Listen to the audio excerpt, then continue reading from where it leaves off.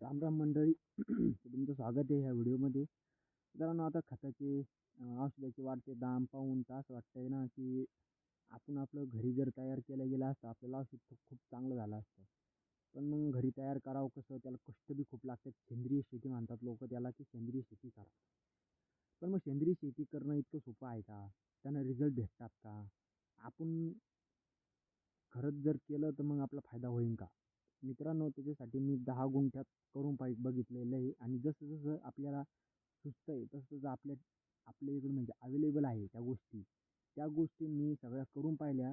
आणि जर का मी जी सेंद्रिय शेती केलेली आहे, म्हणजे एकही औषध, एकही खत न वापरता मी कमीत कमी अर्धा एकर मी सेटअप केलेलं आहे. म्हटलं पूर्ण 1 रुपयाचं पण खत मी विकत आणलेलं नाही आहे. फक्त मला लागतं काय माहिती आहे का? आपल्याला कोणतंही औषध तयार करायला मेन गोष्ट जी लागते ती गूळ. गूळ लागतो. गूळ मित्रांनो, ऊसाचा जो तयार होतो ना, तिथे खूप सारे बॅक्टेरिया राहतात. ते बॅक्टेरिया आपल्या शेताला खूप हे असरदार आहेत. आणि दुसरं म्हणजे गोष्ट अशी आहे की आपल्याला काय लागते, शेण लागतं. गाईचं चालतंय, म्हशीचं चालतंय. आणि गाईचं गोमूत्र आणि शेण जर असलं तर खूपच चांगलं होईल मित्रांनो. कारण की ह्या ज्या 2-3 गोष्टी आहे ना, ह्या 2-3 गोष्टीमुळं तुम्हाला खूप सारा फायदा होतो. आणि आता समजा जर गोष्ट करायला गेलं की आता लय खूप लोकं काय करतात माहिती आहे का? मी तुम्हाला पिकं सांगतो माहिती आहे का?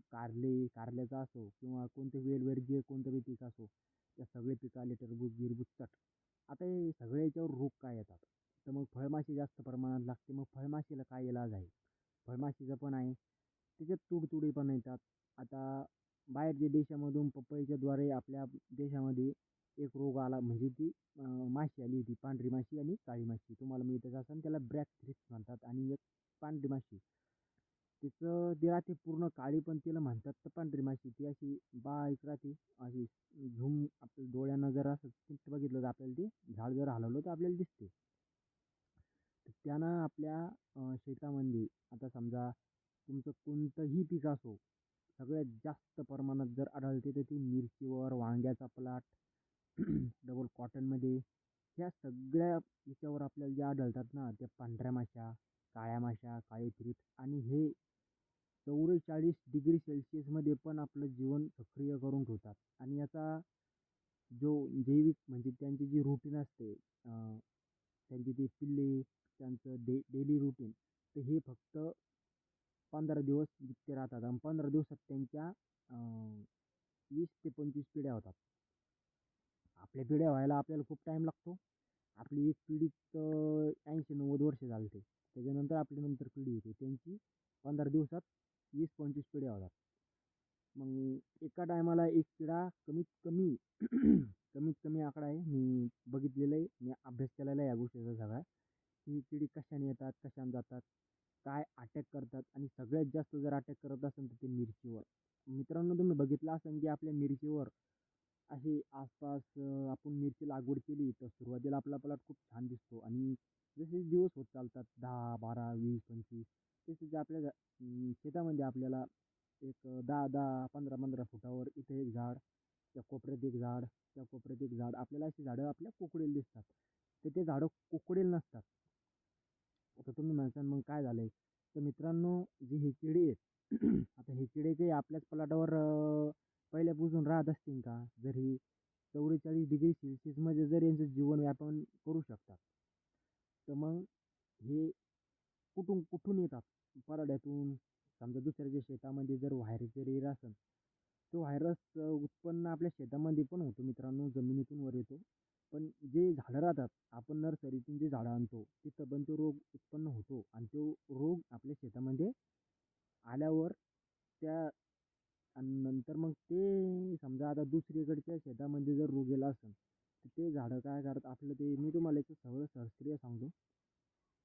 आता समजा तुमच्या शेजारी कोण मिरची गिरची लावेल, कॉटनचा प्लॉट लावेल, आणि तुम्ही समजा नवीनच शेतात उतरले, तर समजा तुम्हाला औषध बिवषध काही माहीत नाही आहे. मग आता ह्या टायमात करायचं काय? मग आता सेंद्रिय उपाय काय आहे? कारण की आता इतके भारी भारी औषधे छुपून पण इकडे जात नाही. तुम्हाला सांगतो, मी खूप कदरलो होतो ह्या गोष्टीला. पहिले तर लई खूप कदरलो होतो. मग थोडं थोडं माहीत होता सगळं माहीत झालं मला. आता समजा दुसऱ्याच्या शेतामध्ये 2-3 किलोमीटरचं अंतर सांगतो मी तुम्हाला, जवळपास सांगत नाही आहे. 2-3 किलोमीटर कसं आहे की आता समजा तुम्ही तुमच्या शेतामध्ये मिरची लागवड केलेली आहे. पहिला दिवस आहे. तुम्ही आज काय काय केलं? तुम्ही त्याला आज प्रॉपर डिचिंग केली. काळं आपलं ते ह्युमिक ॲसिड आणि ते सगळं टाकलं आणि त्याच्यावर तुम्ही काय फवारता? सुरुवातीलाच मित्रांनो जर एक फवारणी घेतली ना, तर कमीत कमी 4-4, 5-5 दिवसाच्या अंतर फवारणी घेतली तर तुमचा फवारणीचा खर्च राहील फक्त ₹5 ते ₹6 एका फवारणीचा. तर हे सगळं मी तुम्हाला पुढं सांगतो. इकडे बघा आता 2-3 किलोमीटरचा अंतर सांगतो. तिथं आता समजा व्हायरस येईल. आता समजा त्या माणसानं काय केलं, की सगळं फवारून फवारून दमला त्याची मिरची आधीची होती आणि जमूनच ना त्याला आता, तर मग त्यानं काय केलं, ती मिरची उपटून टाकली. मग किडे कुठं जाणार आहे? किडे शेजारच्या शेतात येणार आहे. आता किडे शेजारच्या शेतात येऊन शेजारच्या शेतात काय आहे? समजा आता कॉटनचा प्लॉट लावले, कॉटनचं समजा पराठी गिराईक लावली समजा, तो कॉटनमध्ये राहतात. मग आता त्यांची जनसंख्या वाढते. मग आता त्याला आता रोगराई जर दिसायला लागली समजा, तर मग तो काय करतो? कीटकनाशकांतून फवारतो. मग किडे काय करतात? किडे लय हुशार. माणसापेक्षा किडे जास्त हुशार आहे. तुम्ही त्याच्यावर आबास्टिन घेतलं, फास्माईट घेतलं, ओबेरॉन, गिबरॉन, हे सगळे जे औषधं आहेत ना, हे सगळे त्यांच्यावर इफेक्ट करत नाही. हे सांगतो तुम्हाला कसे करत नाहीत तर. आता ही जी औषधं आहेत, ही सगळी औषधं प्रत्येक पानावर जायला पाहिजे. मी सांगतो तुम्हाला. मग काय करतात लोकं? मोठ्या बांबाने शिपतात. मोठ्या बांबाने शिपल्याने हे पंध्या पानात पसरते. मग चर तयार झालं की नाही, मग आता हे जे औषध आहे, हे जे फवारतात, आता हे कॉटनच्या प्लॉटामध्ये फवारलं. मग ते कॉटनच्या प्लॉटामध्ये ते किड्याची जनसंख्या आता 15 दिवस झालीच असेल त्यांना. 15 दिवसात 15 पिढ्या तयार झाल्या त्यांच्या. 100 पिल्ले एकेकाची तयार झाली. हजारोनं किडे तयार होतात. हजारो, लाखो, करोडानं बी तयार होतात. त्याचं काही गणित नाही आहे. मग आता हजारो, लाखो किती अंतर राहिलो त्याच्या शेजारी पपईचं एखाद्यानं बाग लावली, पपईचा म्हणा किंवा मग कशाचं पण बाग म्हणा. आता 2-3 किलोमीटर अंतरावरून ते किडे आपल्या शेतापर्यंत येतात कसे ते बघा. तिथून तिथून आता अशी सायकल चालू राहते त्यांची. 1000, 2000, 2000, 1000 असे किडे येत येत येत येत एक दिवस ते जवळच्या शेतात येतात. तिथे त्याला काही सापडत नाही. खाण्यासाठी मी सांगतो तुम्हाला आता त्याची सायकल कशी राहते. आता त्या बुवानं शिपलं समजा, बांधा प्लॉट शिपला, तर मग जसं जसं तो माणूस शिपत शिपत पुढे जातो ना, तसं तसे किडे पुढे पुढे पुढे पुढे पळत जातात. ते काय थांबत नाही. त्यांना का समजत नाही आहे का की आपल्याला आता धोका येऊ राहिला म्हणून? त्यांना कळतंय. ते खूप समजदार राहतात. त्यांना कळतंय की आपल्याला धोका येऊन राहिला आहे, तर मग ते पुढे पुढे पुढे पुढे पळतात आणि बसतात कुठे माहिती का? धुऱ्यानं. आपला जे एरिया राहतो की नाही धुऱ्याचा, त्या धुऱ्यात ते बसून राहतात. त्यांना कळतं की याचा ह्या औषधाचा परिणाम किती दिवस राहतो. मग आता ते त्या धुऱ्यानं जर बसले समजा, मग आपण का धुरं शिपणार आहे का? पुन्हा जमिनीत बसतात ते. आपण जमीन फवारणार आहे का? आपण फवारतच नाही, कारण की औषध टिपलीन लागतंय धुरा जर फवारायचं म्हणलं तर. आता तुम्हाला सांगतो, तुम्ही जर असे फवारत फवारत गेले ना समजा, कोणतं बी औषध घ्या, मी काही कोणत्या औषधाला नाव ठेवत नाही. तुम्हाला फवारायची टेक्निक सांगतो. तुम्ही जर फवारत फवारत गेले समजा, जो मोठा पंप आहे डायरेक्ट असा पंप खाली घालायचा, असं वर करायचं. म्हणजे जर जमीन गिमीन सगळंच फवारलं जातं आणि पुढे गेले ना तर धुरा फवारायचा विसरू नका.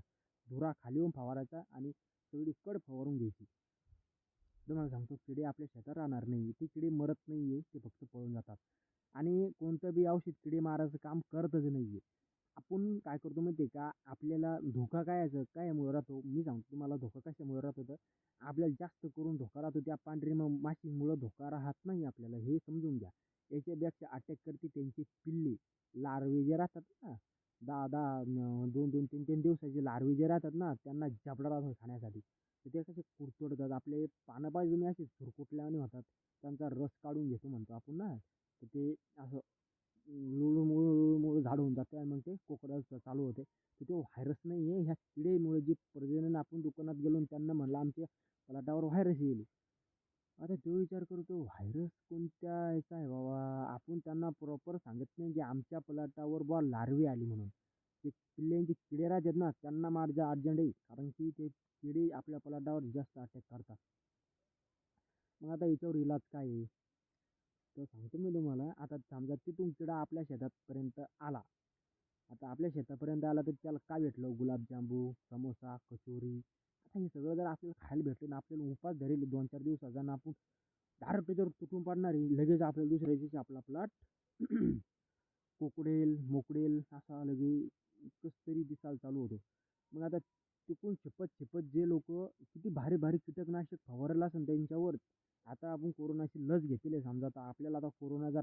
आपल्याला काही होऊ शकत नाही, कारण की आपण कोरोनाची लस घेतलेली. त्यांचं व्हायले. मग आपण काय करतो, आपण त्याच्यावर एक औषध फवारतो. आता औषध सगळ्यात भारी औषध सांगतो मी तुम्हाला काय आहे. आता सगळ्यात भारी औषध काय आहे? बोफिया. बोफिया आणि फास्माईड जर टाकलं आणि त्याच्यात तुम्ही काय टाकसान स्टिकर. स्टिकर टाकलं तर त्याचा रिझल्ट किती दिवस राहतो? औषध आहे ₹900.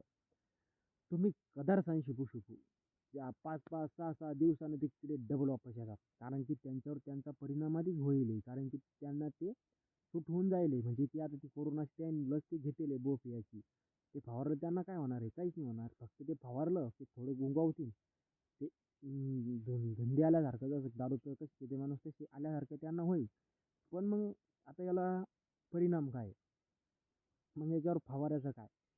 मित्रांनो, ही आपली सेंद्रिय जी शेती आहे, त्याला तुम्हाला सांगतो प्रॉपर जर तुम्ही आपल्या शेतामध्ये खूप प्रमाणात जर किडे होत असेल, सुरुवातीला सांगतो मी तुम्हाला, आपल्याला अर्जंटली फक्त एक गाय घेऊन या.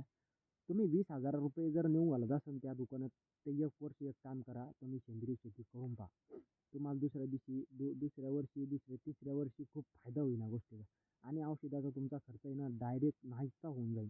तुम्हाला फक्त पैसे कशासाठी लागणार आहे मी सांगतो तुम्हाला. आता समजा तुम्ही एक गाय घेतली आणि ती गाय तुमची आटली समजा, आता ऐन टायमावर तुमचं काम चालू आहे, आटली तर तुम्ही काय 2 गाय घेणार नाही. शेती करून गाय आता ते खूप जास्त झालंय ना, की कोणी करत नाही आहे, जिव्हाळ्याच्या ते लोकांना शेणगेण काढायचं. तर तुम्हाला सांगतो एक गाय तुमच्या एका एकरासाठी खूप फायदेमंद आहे. तिचं शेण, तिचं गोमूत्र, तिचं कसं दूध, ताक, दही असं कोणतीच गोष्ट नाही की ती बिनकामाची आहे म्हणून. गाय जनली तर तिचा जो जार निघतो ना, तो बी खूप कामाचा आहे आपल्या शेतासाठी. त्याचं बी एक ह्युमिक ॲसिड तयार होतं त्या जाराचं. तर तुम्हाला सांगतो गाय खूप इम्पॉर्टंट आहे आपल्या ह्या भारतासाठी, आपल्या गावासाठी, आपल्या त्या शेतीसाठी खूप इम्पॉर्टंट आहे मित्रांनो. याची खूप मोठी फायदा आहेत त्या गोमूत्र. मी सांगतो तुम्हाला, तुमच्या शेतात जर खूप जास्त जर रोगराई जर वाढत असेल ना, आपल्या शेतात आले समजा तर आपण काय करतो माहिती का, आपण इकडून-तिकडून फवारतो, पण धुरा फवारत नाही. ते किडे धुऱ्यावर जाऊन बसतात. तुम्ही एक दिवस एक काम करा, तुम्ही फवारलं ना तर तुमच्या शेतात एक बी किडा तुम्हाला दिसणार नाही. तुम्ही एक काम करा, त्या किड्याला मारायची कोशिशच करू नका. ते किडे फक्त तुमचे 10% नुकसान करतात, फक्त शेताची 10%. 90% जर नुकसान करणारे जर कोणते किडे असतात ना, तर ते त्यांचे लार्वे आहेत लार्वे. त्यांची पिल्ली. त्यांना झपला राहतो. आणि हे जे दुसरे किडे राहतात समजा, जे उडणारे पांढऱ्या माश्या राहतात ना, ते आपल्या उडताना दिसतात. त्यांना एक सोंड राहते. ती सोंड काय करतात ते त्या पानावर खुपसतात. त्याला अशी बारीक-बारीक छिद्र राहतात. त्याच्यातून ते रस पिणं चालू करतात ते. त्यांना आपल्याकडे जास्त नुकसान होत नाही. पण जो जास्त नुकसान होतो ते त्यांच्या पिल्लाईमुळे होतो. त्यांना मारा. आपण जेणेकरून त्या पांढऱ्या माशीच्या मागं जास्त लागलेलो असतो. पांढरी माशी आपल्या फलाटाचं जास्त नुकसान करत नाही. आपलं नुकसान जर कोणी करत असेल तर ती त्यांची पिल्ले आहेत. तर मग मित्रांनो, आता समजा याचा जर जास्तच परिणाम जर होत असेल तर मी तुम्हाला डायरेक्ट 15 दिवसाचं शेड्यूल सांगून देतो. त्या 15 दिवसाच्या शेड्यूलमध्ये तुम्हाला ह्या फवारण्या घ्यायच्या. आणि ह्या फवारण्या जर तुम्ही रेग्युलर जर 2-2, 4-4 जर दिवसाच्या अंतराने जर घेत असाल, तर तुमचा ह्या गोष्टीमध्ये खूप फायदा होईल. तर मित्रांनो, काय करायचं माहिती आहे का, गाईचं गोमूत्र घ्यायचं. गाईचं गोमूत्र घ्यायचं आणि लिंबाचा पाला घ्यायचा 1 किलोभर. जास्त घेतलं जास्त चालतंय आणि कमी बी घेतलं कमी चालतं. 1 लिटर गोमूत्र घ्यायचं आणि 1 किलो आपला लिंबाचा पाला घ्यायचा. आणि एक हे घ्यायचं, पतीलं घ्यायचं आणि ते पतीलं ठेवायचं चुलीवर आणि ते गोमूत्र त्याच्यात टाकून द्यायचं आणि ते पाला सगळा ओरबडून नुसता पाला घ्यायचा. त्या काळ्या राहत्या ना, त्या काड्या फेकून द्यायच्या, तो पाला त्यात टाकून द्यायचा. आणि जोवरक त्याचा रंग काळा होत नाही, असा त्याला उकळून खूप त्याचा रंग काळा होत नाही, तोपर्यंत त्याला होऊ द्यायचं, शिजू द्यायचं ते. आणि मग ते नंतर गाळून घ्यायचं. आणि एका फवारणीला तुम्हाला सांगतो, एका फवारणीला 16 लिटरचा पंप आहे ना तुमचा, तर एका फवारणीला तुम्ही कमीत कमी 50 मिली घेऊ शकता. हे चालतं. याला जास्त झालं तर काही साईड इफेक्ट नाही आहे. आणि हे 4-4 दिवसाच्या अंतराने याची फवारणी घ्यायची आहे. आणि तुम्हाला सांगतो डबल एक औषध आहे. तुम्ही अंडे घेऊ शकता. अंडे, तुम्हाला अंडे तर माहिती असेल, गावरान अंडे घ्यायचे आणि ताक घ्यायचं. एक अर्धा लिटर ताक घ्यायचं आणि त्याला 5 अंडे घ्यायची. जर जास्त करायचं असेल तर 1 लिटर ताक आणि 10 अंडे, हे असं तुम्ही वाढत जाऊ शकता.